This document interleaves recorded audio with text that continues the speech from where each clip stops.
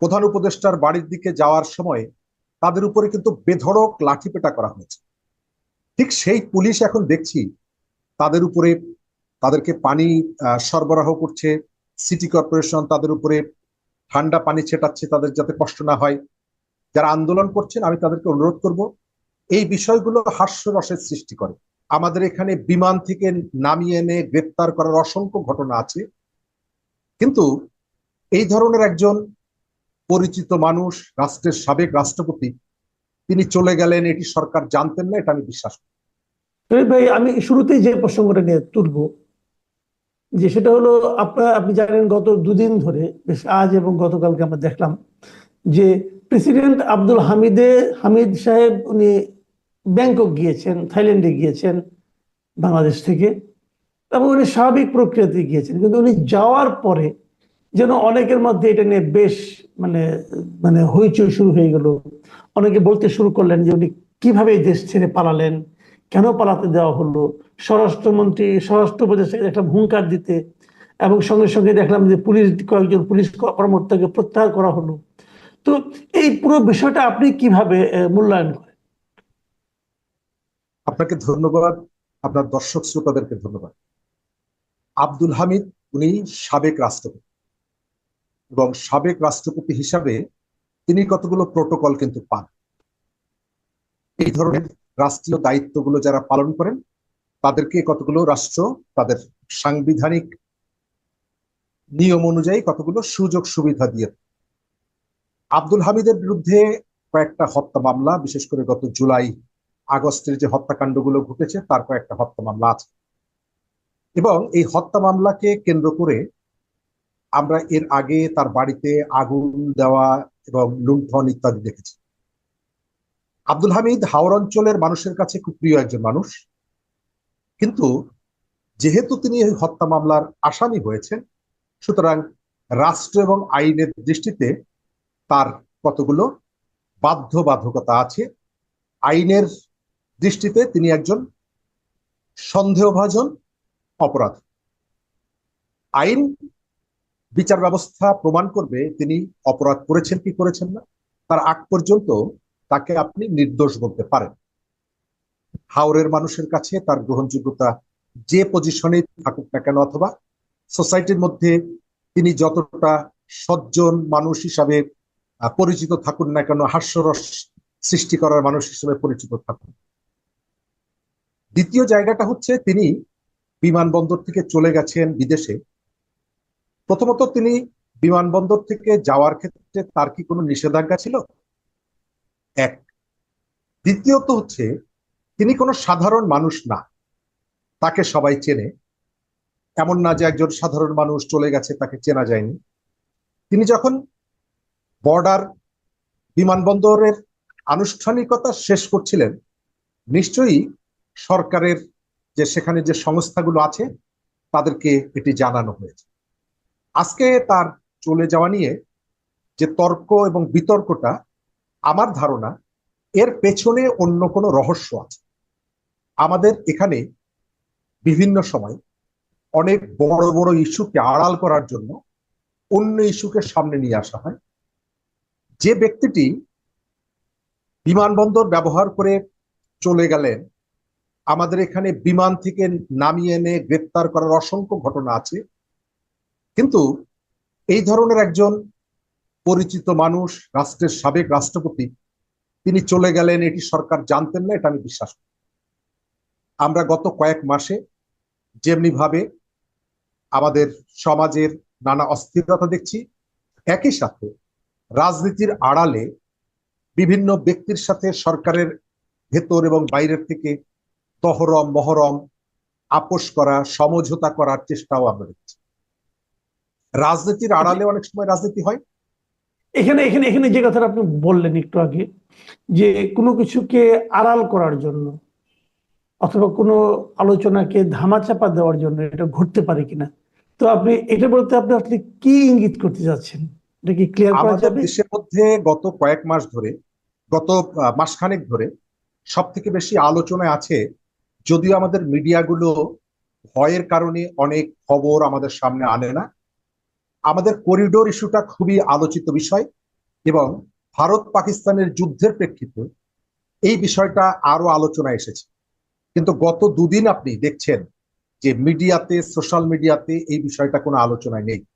এবং ইতিমধ্যেই এই বিষয়টি নিয়ে বাংলাদেশে নিযুক্ত চায়নার রাষ্ট্রদূত তিনিও কিন্তু এক ধরনের সতর্ক বার্তা দিয়েছেন।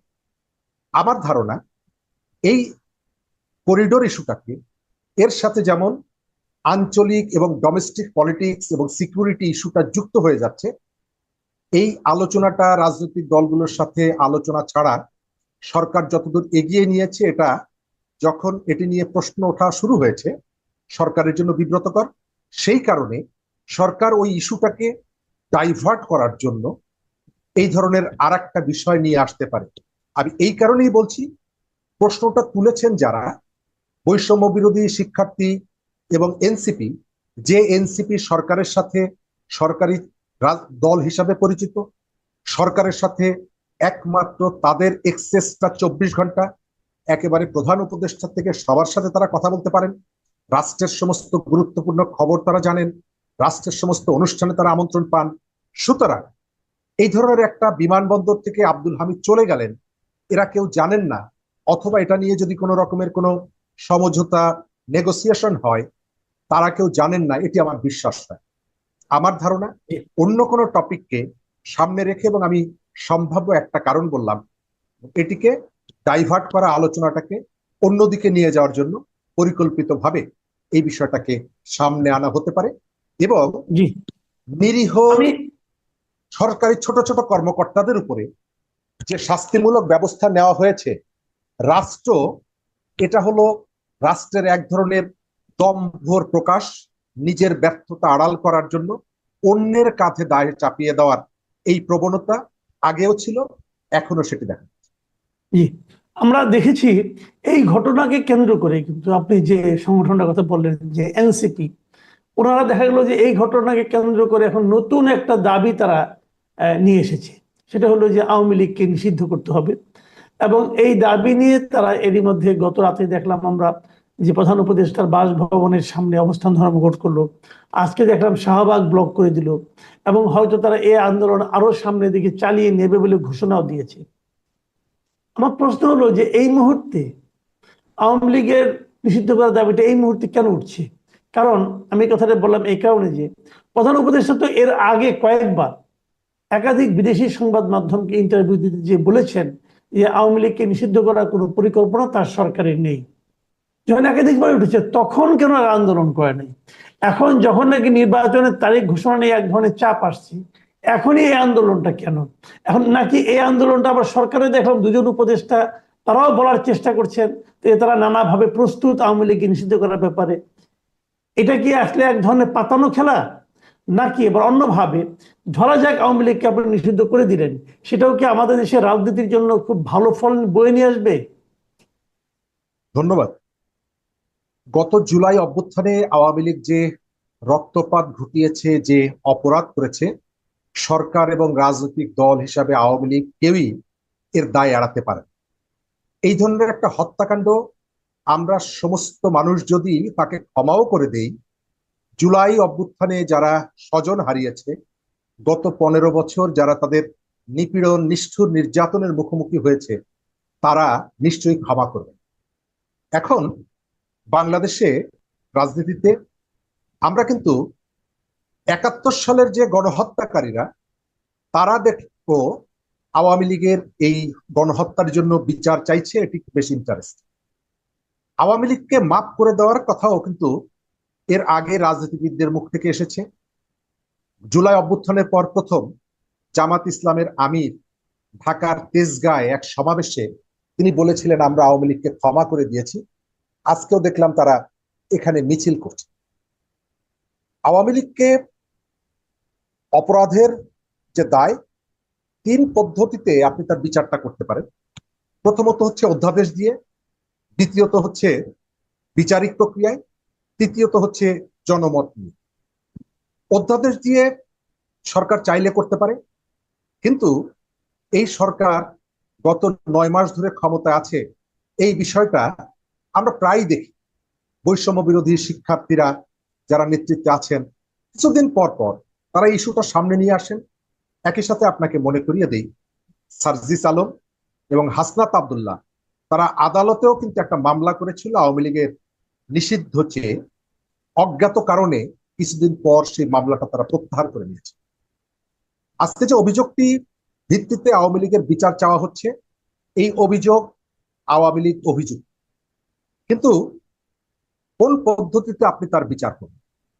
আপনি যে আন্দোলনের কথা বলছেন, ওই যে একটা বিজ্ঞাপন আছে না, কাশফুলের নরম ছোঁয়া, দেখলাম সেই ধরনের একটা আন্দোলন হচ্ছে, পানি বিতরণ করা হচ্ছে এবং দেখা যাচ্ছে রাষ্ট্র এই আন্দোলনটাকে পৃষ্ঠপোষকতা করছে। কিছুদিন আগে প্রধান উপদেষ্টার বাড়ির চারিপাশে সভা সমাবেশ করা যাবে না এবং সম্ভবত গণ অভ্যুত্থানে অংশগ্রহণকারী বামপন্থী ছাত্রদের একটা অংশ নারী ধর্ষণ নিয়ে প্রধান উপদেষ্টার বাড়ির দিকে যাওয়ার সময় তাদের উপরে কিন্তু বেধড়ক লাঠিপেটা করা হয়েছে।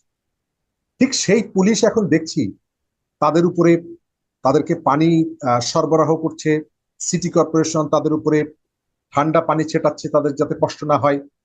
যারা আন্দোলন করছেন আমি তাদেরকে অনুরোধ করব, এই বিষয়গুলো হাস্যরসের সৃষ্টি করে। আপনাদের যদি ডেডিকেশন থাকে, অনুগ্রহ করে সরকারের কাছ থেকে এই ধরনের সুযোগ সুবিধা আপনারা নেবেন না।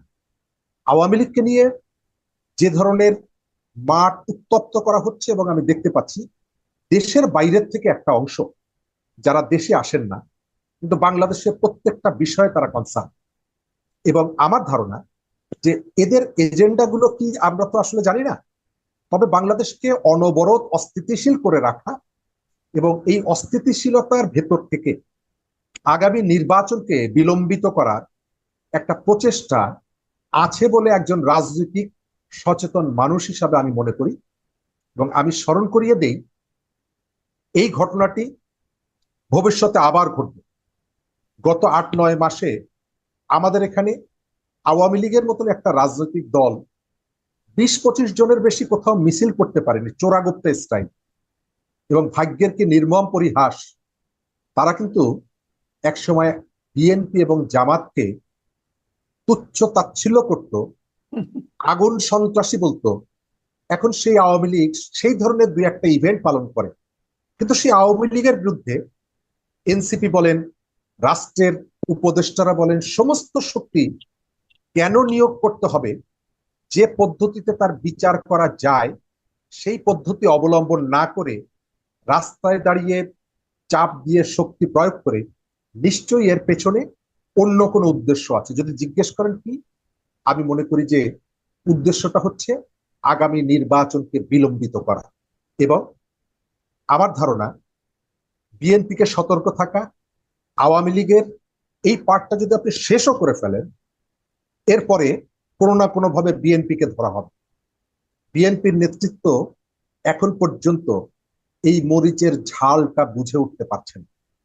তাদের নেতৃত্বের সিদ্ধান্তহীনতার কারণে আমি দেখতে পাচ্ছি জুলাইয়ের অভ্যুত্থানের 5 আগস্টের পরে এটি জামাতের হাতে চলে গেছে, দক্ষিণপন্থীদের হাতে চলে গেছে, এবং তারা যেভাবে চাইছে রাষ্ট্র, প্রশাসন, সমাজ সেভাবে পরিচালিত হচ্ছে।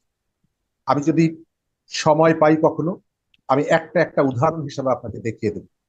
এদের পর্যায়ক্রমে টার্গেট আছে যে তাদের ভোটের যে প্রতিদ্বন্দ্বী, রাজনৈতিক প্রতিদ্বন্দ্বী, তাদেরকে এখান থেকে আস্তে আস্তে করে সবাইকে সরিয়ে দেওয়া। জুলাই হত্যাকাণ্ডের জন্য আওয়ামী লীগের অবশ্যই বিচার করতে হবে। একই সাথে যে সরকার গত 9 মাস ক্ষমতায় থাকার পরেও আওয়ামী লীগের বিচারে কোনো উদ্যোগ কেন নিল না, নিশ্চয়ই সেই জবাবটা তাদেরকেও দিতে হবে। জি, অনেক ধন্যবাদ, অনেক ধন্যবাদ জনাব শরীফুজ্জামান শরীফ। আপনি আমার ধারণা যে অনেকগুলো প্রশ্নের খুব সরাসরি জবাব দিয়েছেন। প্রিয় দর্শক, আপনারা শুনলেন জনাব শরীফুজ্জামান শরীফের বিশ্লেষণ। আপনাদের কেমন লাগলো জানাবেন।